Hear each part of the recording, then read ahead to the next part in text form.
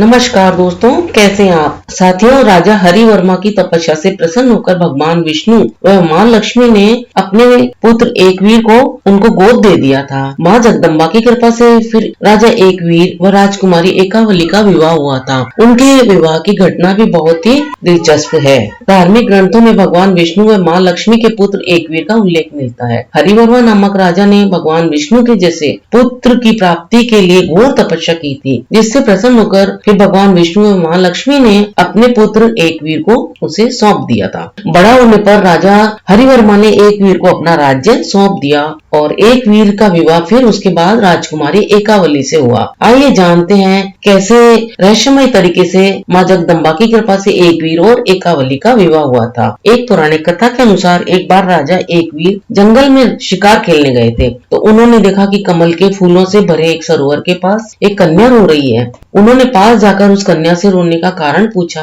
तो उस कन्या ने बताया कि वह राजा रेब्य की पुत्री यशोमती है और वह बहुत दुखी है। उसने राजा को अपने दुख का कारण बताया कि उसकी बहन एकावली अत्यंत सुंदर है। एकावली को कमल के पुष्पों से बहुत अधिक प्रेम है और वह कमल पुष्प के मोह में जंगल में बहुत दूर दूर तक भी चली जाती है। यह बात जब यशोमती ने अपने पिता को बताई, तो उन्होंने पुत्री एकावली के लिए अपने राजभवन में कमल से भरे हुए छोटे छोटे तालाबों का निर्माण करवा दिया, जिसमें कमल लगे हुए थे। अब उसके बाद में तालाब निर्मित होने के बाद भी एकावली कमल के लिए नगर से बाहर चली जाती थी। यशोमती ने फिर बताया कि एक बार हम दोनों जंगल में दूर एक सरोवर में पुष्प देखने पहुंच गए। उसी समय वहां एक दैत्य आया और एकावली को उठा के ले गया। दैत्य एकावली की सुंदरता पर बहुत अधिक मोहित हो गया था और उससे वह विवाह करना चाहता था। तो दैत्य ने एकावली के समक्ष विवाह का प्रस्ताव रखा, लेकिन एकावली ने उसे ठुकरा दिया। एकावली ने कहा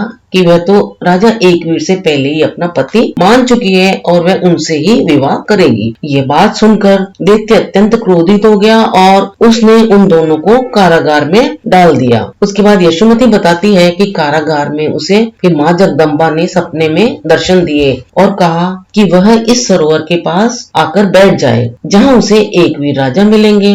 यह बात सुनकर राजा एकवीर ने उसे कहा कि इस संसार में एकवीर नाम का राजा केवल एक ही है और वह मैं हूँ जो यहाँ उपस्थित हूँ। इतना कहकर राजा राजकुमारी एकावली को दैत्य के चंगुल से छुड़ाने के लिए उस यशोमती के साथ चले गए। फिर दोनों ने जाकर उस दैत्य से छुटकारा दिलाने के बाद विवाह कर लिया।